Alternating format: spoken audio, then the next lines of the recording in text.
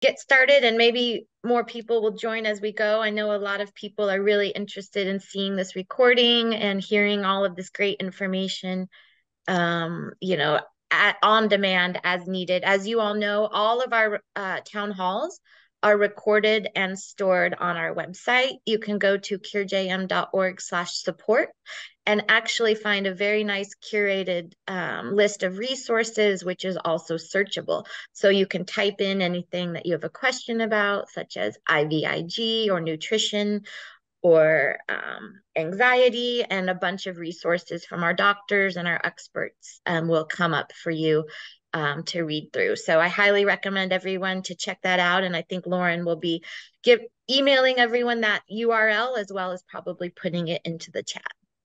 So we will probably have people joining. It looks like Anne just joined. Welcome, Anne from LA. And we'll probably have people joining throughout, but we'll just go ahead and get started now. Many of you know me. I'm Shannon Malloy, the Director of Philanthropy and Community Engagement here at CureJM. I'm a parent, just like all of us, except for Abby, who is an amazing one of our medical providers.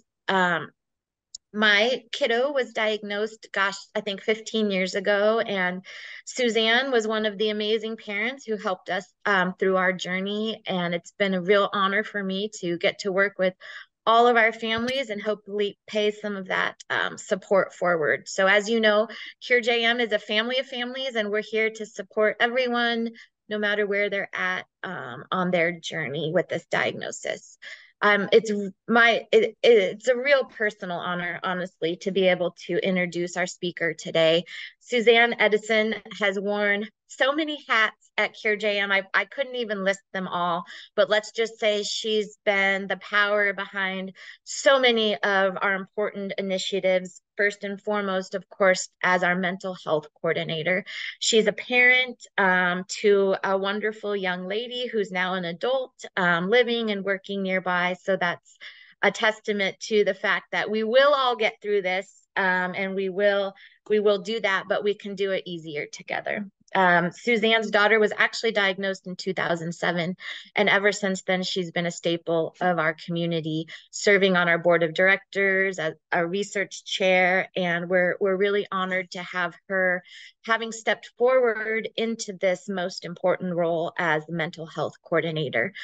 Before Suzanne, this was not a program that had the kind of focus that it does now, and she's made so many incredible strides forward in sharing about what parents and providers and patients should know about mental health that goes along with the diagnosis. So with that, I'll hand it over to you, Suzanne.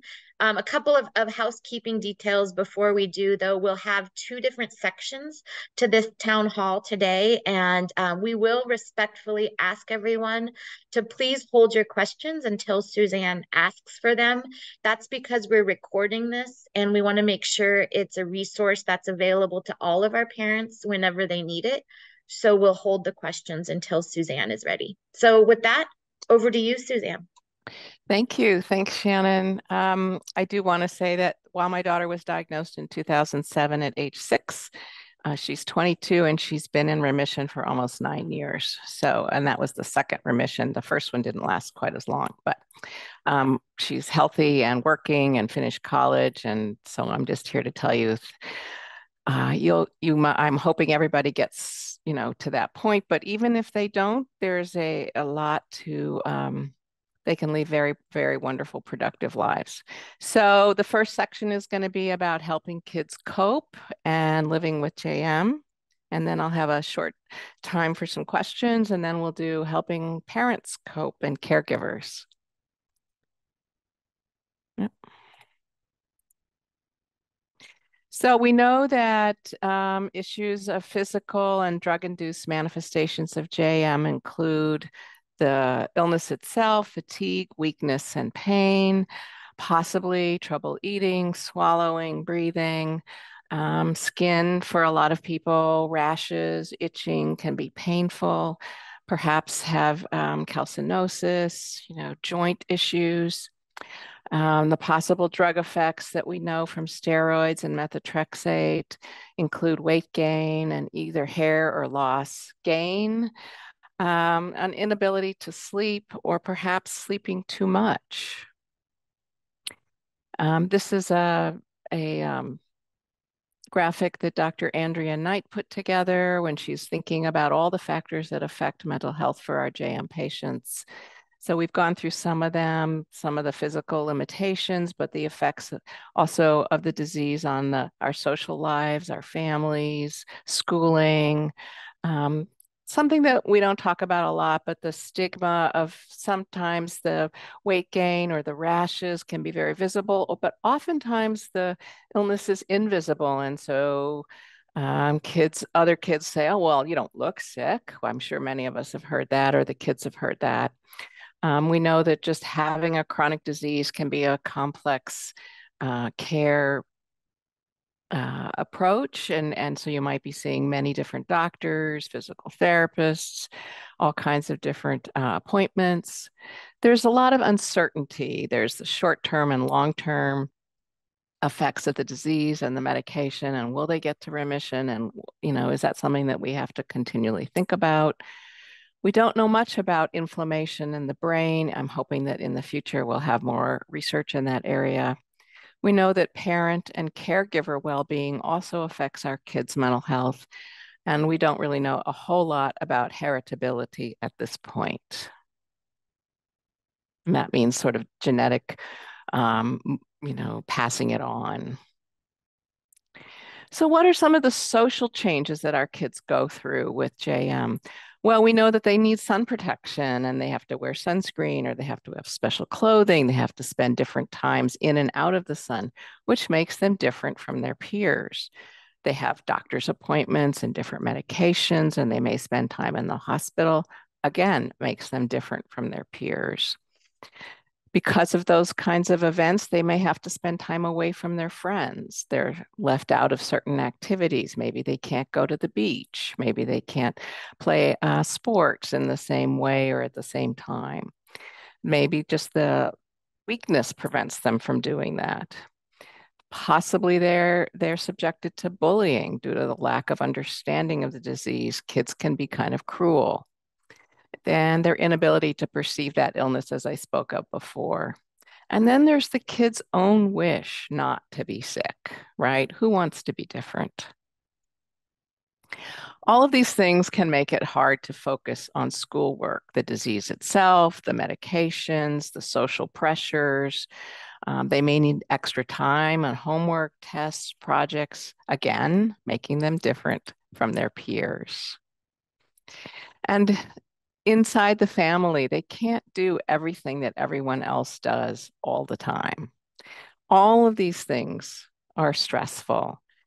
Siblings may be supportive, but they also might be jealous or guilty or angry. Again, more stress. And then less time for parents and the caregiver relationship. The child may feel guilty about the kind of time and the pressures that it puts on parents, maybe financial stresses. Everything adds up to more stress. We know and have known for many years that physical changes are not separate from psychological and emotional changes, but I think that we're just beginning to try to bring that to focus in our pediatric rheumatology practices. I know I'm working really hard, and I know that there are lots of other pediatric rheumatologists that are also making that connection, and hopefully we'll see more and more of that integrated into the care for our kids. But in the meantime, what are some of those emotional and psychological changes that our kids might be going through? Well, all those physical changes are also changes in perceptions of body image and self-esteem. I know, for example, my child, before she was sick, she was fearless. She would be climbing on all kinds of structures at the park. She would climb rocks. She could ride her little tricycle. But eventually that the disease weakened her to the point where even riding her tricycle over a little bump in the sidewalk was too much. And over time, she became less willing to take risks on physical equipment at the park and just in general in life. So it really has affected her sense of self. I mean, she's gaining it back. She's been in some therapy, et cetera, but we have to remember that these changes really affect our kids. Also, all of those routines that we used to have change, right? Medicines, appointments, and for our kids, the disease and all these other things brings a lack of control. The illness itself, they can feel overwhelmed, not understanding why they're sick. And again, depending on their age, right? They may have had a lot of time where they were well and then had a sudden illness, or they may have been diagnosed really young. And so they don't know any different, but we know the differences. And all of that overwhelmness can also bring a lack of control. We know that steroids heighten emotions really a lot. Anger, fear, sadness, grief, and the ability for our kids to control them or even to understand what's making them react this way is a lack of control. All of these things can lead to anxiety and depression. A lack of control plus stress equals a range of different emotions and behavioral changes. And how do we help our kids with those things? How do we, as parents, move from this, pulling our hair out, the sense of us feeling anxiety and overwhelming, to a sense of calm? Some of the things that we can help our kids with will also help us. So, before any procedures, appointments, and even early in the disease, we want to be able to explain things in simple language. We kids want to know why they're going to this appointment, why they have to take this medication, who are they going to see at the appointment, what's going to happen, where's that going to happen, who else is going to be there. Preparing for these events by asking your child what might help them. Let's take your favorite comfort toy or stuffy or food or music or movies, et cetera, if they're going to be there for an infusion, for example, at the hospital. What, engaging them in caretaking is important. Answer their questions, but don't overload them with information. Again, giving them information appropriate to their age level. Some kids may resist discussing their concerns or feelings in order to protect parents from becoming upset. But if we empathize and we listen to who they are and what they're telling us, that's a really important step. Confirming their feelings. For example, it is hard having JM. I don't blame you for being mad or sad or afraid or not understanding. Let's talk about this. We know it's critical that a chronically ill child feel that he or she can talk to his or her parents about or caregivers about any concerns or feelings without fear of being judged negatively or causing parents to become overly upset. So you want to be able to take deep breaths as you listen to your kids. Parents should also keep in mind that a child's thoughts and feelings about their illness may change over time. And that's why it's important to keep the lines of communication open. Providing outlets for their expression beyond just talking and helping them manage their stress. So providing, depending on their age, again, journals, art materials. We did a lot of crafts and art and drawing. Sometimes it was about the experience. Sometimes it was just sitting down and having fun together. Listening to music. I cannot tell you how many little melty bead ornaments my daughter and I made together over the years. We used to line them up along the floor. We made them like hanging off our Christmas trees, just anything that we could do together. Physical activities that they can do, for example, yoga or meditation or swimming if they can't run or, do physical sports. Swimming is a really great option.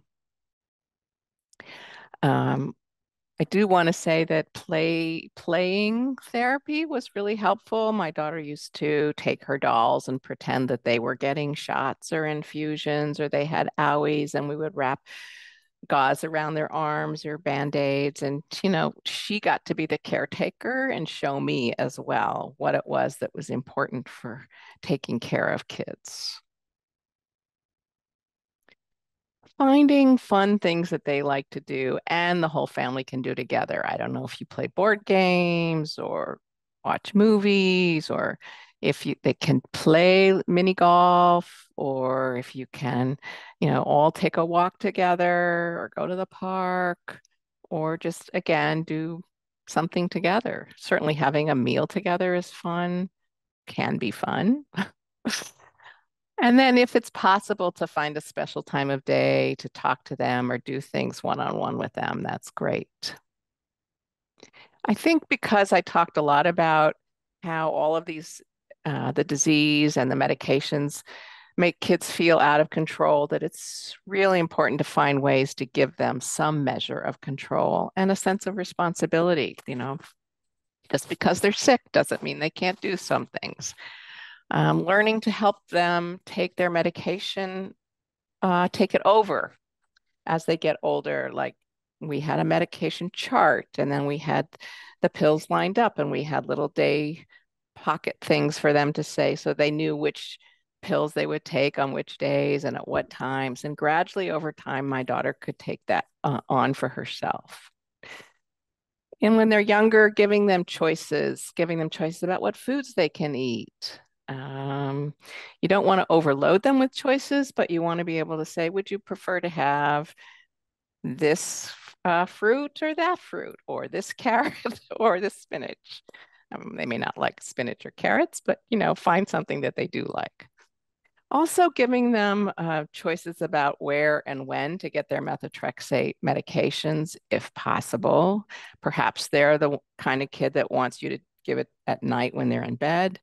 Maybe they prefer to have it while they're watching a movie, and they prefer to have it in their thigh or their arm or something like that. Trying to give them some choices. And if they have a treat or something when their infusion is done or when their shots are done, that's great if they can help choose what that is. If they have household chores, help them to continue doing those as possible. Keep your routines that they were used to before. Keep the meal times and the bedtimes and school, if possible, a routine. Routines really help them to feel safe. The structure helps them to feel safe. And any kind of discipline helps them know that, look, they may feel out of control, but you're there to help them know that there are boundaries. They can't hit you or kick you, as my kid did for a long time because the steroids just made her feel completely crazy. And how do you keep them feeling safe? So I would have to say, I understand these medications make you feel really out of control, but it's not okay to hit me. It's not okay to kick me. Let's have a little bit of time out. Let's do some drawing, um, something like that. Eventually, they also might need more support. Consider therapy for kids. It's really not out of line. Art therapy, play therapy when they're really young.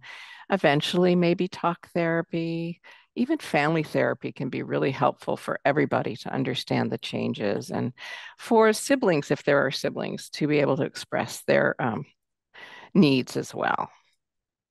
As they get older, a peer support group is terrific. We know from a lot of research that having older kids talk to younger kids who have been on the same journey can be so important to see that they can grow up, that they have challenges, but they've met them. And then, if necessary, medications for anti-anxiety or antidepressants, not unheard of, usually when they're a little bit older. And then really something that I've discovered is this coping toolbox, and you can help them build this toolbox. I do have a little picture of that. This woman, Alyssa Taggart, was someone who's come up with this idea, and I can put that link in the chat for you all later. Inside this toolbox, you'll see there's some chewing gum. That's for kids who have a lot of oral anxiety. There's a little fidget thing that they can use in their hands, that little triangular thing. I think there's some pencils and a journal and erasers and, and headphones. For some kids, just putting out, getting rid of stimulation is important. So whatever it is, they help you build this coping toolbox together. I've given you a lot of information, so I want to spend some time with any questions that you might have. And also, I think that everybody on this call probably has some wisdom and ideas as well. So I really want to be able to open it up to anyone at this point. Feel free to put your camera on or raise your hand or put something in the chat. And actually, you can put anything in the chat as you're thinking about it. I will also put Suzanne's email in the chat if you'd like to ask her anything later or something more private.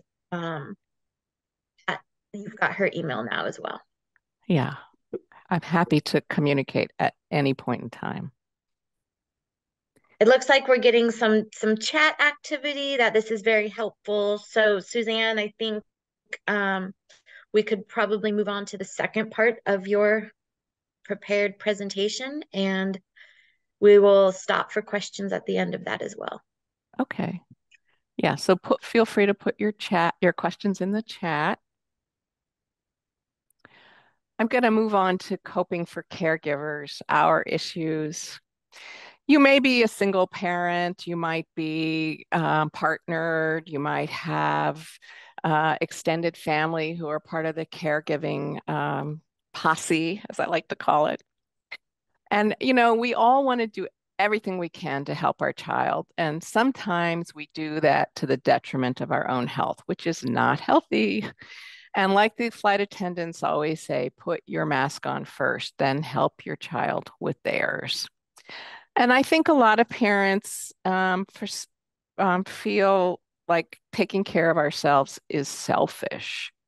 But I'm here to tell you that if we don't do that, we end up burned out, maybe resentful, unable to think or advocate for our kids. Maybe we end up with depression and high levels of anxiety ourselves. As you can see in this little graphic, that watering the big plant helps us water the little plant. We know that having a sick child affects every part of our lives. It affects the entire family.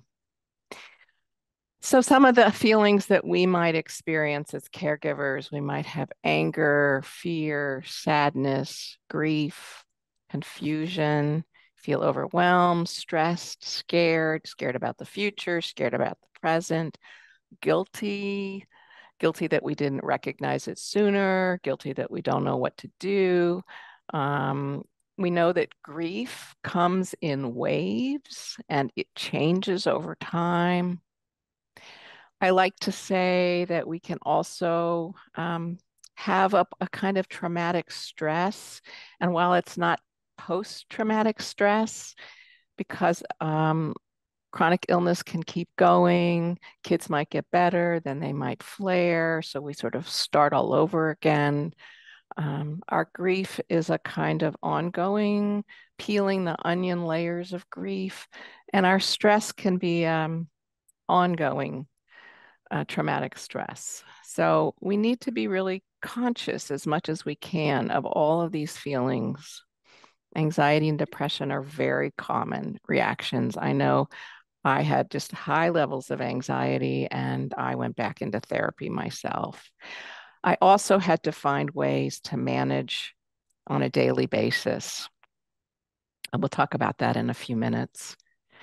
Some of the social changes that I've already mentioned for the kids, we have family relations that change. We may have family members who just don't understand and who think that we're overreacting, or they don't want to follow the kinds of guidelines for taking care of our kids that we think is important, and that can cause more stress.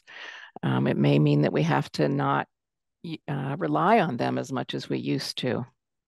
Our social and community relations change. Other families that don't have kids who are sick just don't understand. I mean, if they haven't walked in our shoes, they just don't understand.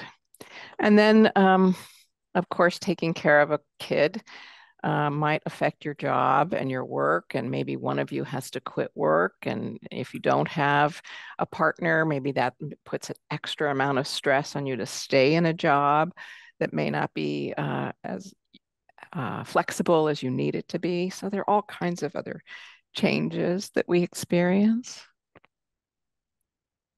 So how can we help ourselves? Well, I think it's really important that we start by looking at our own caretaking abilities. So educating ourselves on JM, what is it? And I'm sure many of you have, and that's why you're here. Asking for resources for yourself in the community if needed. Like you can say, I really need help. I need a support group. I need a therapist. I need to talk to other people who are going through this. I need a social worker to help me with my financial and uh, and even the hospital itself where I'm taking my kid might have a finance department to help me with all the financial issues. It's overwhelming how many things we have to take care of. Maybe finding relief time for the primary caretaker, learning to take breaks, and even engaging respite care in the community. Taking breaks might mean just I'm going for 10 minutes into my room, I'm closing the door, I'm just going to listen to music, or I'm going to do some deep breathing, or I'm going to lie on the floor and do nothing. Maybe it's like for me, it was like, I am going to go take a walk around the block if somebody is there to help. Or my daughter was at school. I know I really needed to get some exercise or just let my mind go. Another active coping efforts for yourself, like I said, getting exercise, finding ways to relax. So even like your kid who might be helpful with yoga and meditation, you might need yoga and meditation also. All time outside, going for walks. We know that from the research that even spending a little bit of time in a park can be really soothing to our nervous system. Getting proper rest and nutrition. I've mentioned the help piece, engaging in other nurturing activities. Maybe for you, it's reading or movies or a hot bath, glass of wine, time with friends. I can't overemphasize how social time is important, but with the right people, right? People who really understand and can listen to you and aren't judging you and aren't asking you tons of questions that you don't really want to answer. Identifying and making time for your feelings, all of your feelings. That means even the ones that you really don't like envying other families who don't have sick kids. That was a hard one for a lot of us. Guilt for me took me a long time to work through, realizing that, I wish that I had gotten help for my daughter sooner, but I didn't know at the time. This was 16 years ago. There was a lot less information out there. And we know it's a rare disease, so it can take a long time to get a diagnosis. But the guilt didn't help. So I had to figure out how to let go of that. And then last and certainly not least, I think finding some meaning in this current situation. For me, that was joining Cure JM and figuring out how to help others and working to advocate for our kids on a lot of different levels. We participated in research, raising funds for research and education of JM. All of that makes you feel like you're doing something, even when you feel like helpless in other situations. You can't make your kid better at the moment. You're doing everything you can to take care of them, but maybe that little bit of extra helps you feel like there's something I can do. Assessing what you can and can't do, I think, is really important. And let me just say that finding the right kind of therapy, if you decide to get that take a little time to figure out what's right for you. Knowing the red flags for when you do need help is important, possibly even professional support. We're all going to feel overwhelmed and we're all going to feel worried, but how long does that feeling last and does it ever go away? Worry comes and goes in different levels, but if it's a constant to where we can't really get out of bed in the morning, where we're just exhausted all the time, we're not able to sleep well, we're gaining or losing weight, we're always irritated or angry, we just can't get ourselves excited about doing anything. We're crying all the time as opposed to periodically, because crying is a wonderful relief. But if we can't move beyond that and have a range of feelings, then I think we have to acknowledge to ourselves, I really need some help. I need other kinds of support. I might need to go to therapy. Also paying attention to your bodily symptoms of headaches or pain or other physical problems. And if you find yourself not just that one glass of wine, but maybe more than that, or you're already on some prescription medications and you're taking them more than you should be, you might consider that you might need some more help. And it is no shame to ask for help, really. It's very hard for many of us, but I think it's a crucial piece of getting through and living well with this disease and helping model for our kids how to live well as also by us taking care of ourselves. We're modeling that it's important that we do this, and they will learn that it's important that they do that too. Here's a little just graphic that reinforces what I've said already, sort of the 4 core strategies for managing stress and anxiety. I'm not going to go through it. You can just see, gardening was a really important piece for me. It's like I could nurture things in the garden. I'm a writer. I also was writing. That was really helpful to have a pad of paper and pencil and a journal next to my bed, because when I would wake up in the middle of the night, anxious and worried, I would write down all those things, and that could help me at times go back to sleep. I didn't have to keep perseverating in my brain all night long. Well, what about this? What about that? And then I could say, this is, I might write down, this is what I need to do tomorrow. Put that away. I don't need to think about that right now. Having communication with your partner, who, if you have a partner, each of you is gonna feel this, deal with this disease differently. I know my husband would go to work every day and he was not there on a, 7 or 8 hour time frame when I was dealing with all those things. So he had, in some ways, going to work was a little bit of a relief for him, but then he would come home and I would have to communicate with him what had been going on all day long. Once or twice, I even had to call him and say, I really need you to come home. I can't manage anymore. I need a break. So, being able to keep those lines of communication open is super important if you have a partner. And again, your own health is important. Okay, here's some resources. A lot of these are on our website, Living with JM, resources on our Cure JM website. We have an emotional support Facebook page, which I highly recommend. There's some files there. I've put a lot of this information up on those pages. Other people that you can contact. I would talk to nurses when I couldn't get hold of my doctors. I remember one time my daughter was screaming and kicking in the car and I was just at my wit's end, and I pulled over and I called the nurse and I said, I can't do this anymore. We've got to take her off the steroids. And she said, well, here's what will happen if we do that. She talked me down off that ledge. It was very important.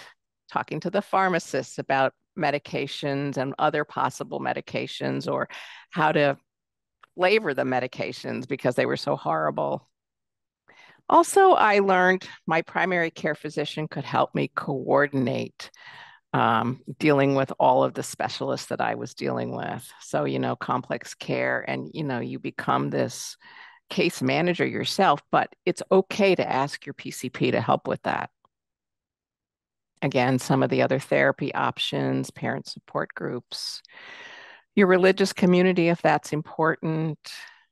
Alternative complementary healing practitioners, people are asking about different diets all the time or other homeopathic or naturopathic medications. And I would say, please just make all of your doctors aware of each other's treatments and suggestions and protocols so everybody's on the same page. Mm. Last but not least, please contact me at any point in time. And that really is the end of my presentation, and would love to know if there are any more questions.